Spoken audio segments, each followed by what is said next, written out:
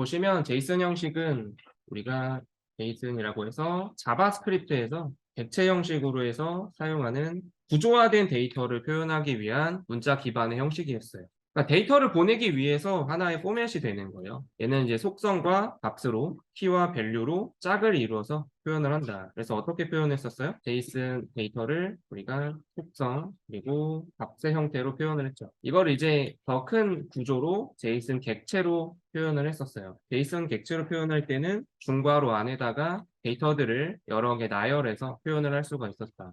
그래서 속성 2, 값 2 하고 그 밑에도 콤마를 기준으로 해서 계속 이렇게 나열해 줄 수가 있었어요. 그래서 이거를 우리가 앞에서 보드라고 하는 객체를 자바스크립트 혹은 자바스크립트에서 요청을 보낼 때 혹은 반대로 응답을 받아올 때 제이슨 객체로 바꾸고 싶을 때 그때 이제 어떤 식으로 저희가 했었냐면 만약에 보드라는 객체를 하나 가져와서 표현을 해주고 싶다. 보드라는 객체 안에는 우리가 어떤 속성들이 있었어요? 보드 넘버, 뭐 10번, 콤마 하고 여러 가지들이 있었었죠. 제목, 작성자, 내용이 있었죠. 이거를 이제 우리가 제이슨의 형식으로 주고받고 클라이언트에서 서버로 요청을 할 때, 그다음에 서버에서 또 응답을 할 때 이 형식으로 해서 사용을 할 수가 있었다라는 걸 배웠던 겁니다. 이거 외에도 또 뭐가 있었죠? 등록 일자, 수정 일자 이렇게 작성을 할 수가 있었던 거였죠. 이게 이제 제이슨 형식의 데이터가 된다. 이렇게 우리가 살펴봤었고 조금 줄여볼까요? 그 다음에 또 다른 형식에는 뭐가 있었죠? XML이라는 형식이 있었어요. XML이라는 형식도 우리가 한번 정리해 보도록 하겠습니다. XML이라고 하는 형식은 XML, Extension, Extensible, 확장 가능한 마크업 언어, 랭귀지를 우리가 XML이라고 했어요. 우리가 마크업 언어로는 HTML을 배웠었죠. HTML의 그 태그 기반의 형식이랑 유사하게 이제 사용할 수 있는 언어였어요. XML과 한 태그 기반의 태그를 사용하는 문자 기반 마크업 언어라고 했었고 데이터를 구조화해서 저장하고 전달하는 데 사용을 한다. 제이슨하고도 마찬가지죠. XML은 태그가 H1 태그, H2 태그 이런 식으로 미리 정의되어 있지만 XML은 사용자가 직접 정의해서 사용하는 형식이다. 그래서 구조가 어떻게 되어 있었어요? 기본 구조는 XML 버전 위에다가 XML 문서라고 이렇게 명시를 해주고 그 아래에는 우리가 직접 태그를 여러분들이 작성한 이 태그라는 이름은 직접 정의한 식별자인 거죠. 그리고 그 안에 내용을 작성해서 데이터 내용을 작성해서 데이터 형식을 만들 수가 있다. 이렇게도 만들 수가 있겠고 하위 요소에도 데이터가 들어갈 수가 있는 거죠.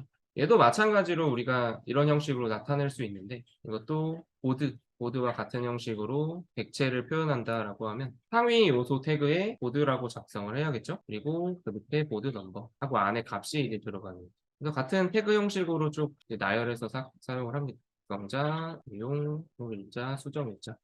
그러면 작성자는 라이터, 콘텐트 이런 식으로 이제 나타낼 수가 있는 거죠. 만약에 보드라고 하는 우리가 클래스를 또 객체 형태를 무슨 형태로 XML 형식으로 나타낸다 하면 이렇게 만들어 볼 수가 있던 거예요. 그래서 주로 이 두 데이터를 형식을 어떤 방식으로 우리가 요청을 할 수가 있었죠? 어제 배웠던 요청 방식 중에 어떤 게 있었나요? 브라우저에서 요청하는 거 말고 어제 자바스크립트로 그쵸? AJAX라고 하는 기술로 요청을 해봤었죠. 그 내용 한번 다시 한번 보도록 하겠습니다. 그래서 어떤 기술을 가지고 우리가 이 형식들을 사용했었냐? AJAX라고 하는 기술을 이용해서 했었죠. 그거 다시 한번 정리해 보도록 하겠습니다. AJAX는 뭐의 약자였죠? 이거 자체가 어떤 뭐 특정 기술을 의미한다기보다 앞에 이제 자바스크립트 그리고 XML 이 형식들을 가지고 다 결합을 했을 때 사용할 수 있는 그런 방법들이 되는 거죠. 자, 그래서 얘를 가지고는 우리가 기존에 사용되었던 기술들을 바탕으로 해서 기존에 사용되었던 여러 기술은 뭐 HTML, CSS, 그다음에 자바스크립트, DOM, JSON, XML 이런 기술들과 함께 여러 기술들을 사용하여 웹페이지의 일부분만 우리가 수정 가능한, 갱신할 수 있도록 개발하는 기법을 우리가 AJAX라고 하는 거예요. 여기서 말하는 여러 기술들이라고 하는 건 뭐냐면 뭐 HTML, CSS, 자바스크립트, 그다음에 JSON, XML 이런 게 여러 기술들을 의미를 하는 거죠. 그래서 이 AJAX라고 하는 애는 이렇게 보시면 돼요. 웹페이지를 표현을 할 때에는 HTML, CSS 관련 기술을 같이 사용하고 그 다음에 웹페이지를 조작하기 위해서는 어떤 기술? HTML과 자바스크립트에서 HTML을 조작할 수 있는 인터페이스, 문서 객체 모델이죠. 우리가 자바스크립트 파트에서 봄이라고 해서 학습을 했었어요. 그래서 자바스크립트로 화면을 이렇게 조작했던 것들, 그 기술, 그 다음에 데이터를 전송하기 위해서 사용하는 기술 형식, 우리가 지금 본 게 뭐예요? 두 가지, JSON하고 XML인 거죠. 데이터 전송.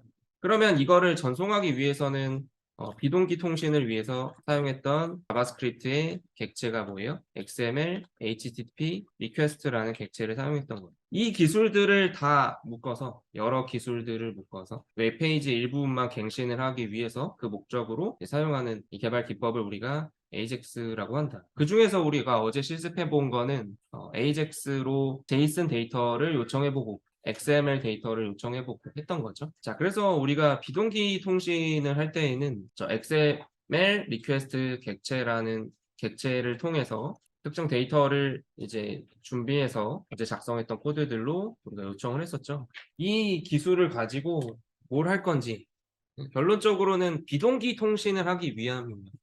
비동기 통신을 하기 위해서 자바스크립트 기술로 쉽게 사용할 수 있는 데이터 형식, JSON 데이터 전송 형식이죠. 그리고 비동기 통신을 이제 XML, HTTP 리퀘스트라는 객체를 이용해서 할 수가 있었죠. 자, 그런데 그럼 이걸 가지고 우리가 어디에다가 응용을 할 거냐? 여러분들이 앞으로 이제 프로젝트를 만들어 나감에 있어서 그러니까 모든 과정을 다 비동기로 한다라고 해도 가능하고, 예시를 들어보면 우리가 게시판 프로젝트를 하나 만들어요.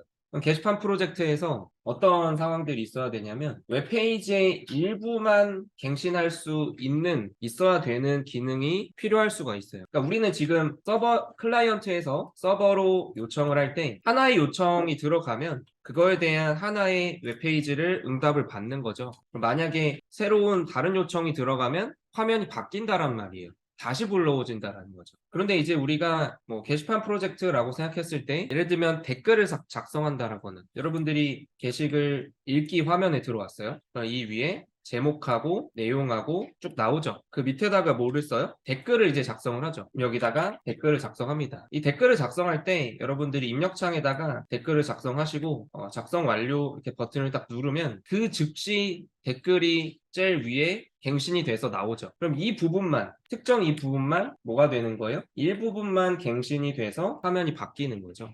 그래서 댓글을 작성한다라고 하거나 아니면 또 어떤 것들이 있을까요? 일부분만 화면을 갱신해 줘야 되는 부분.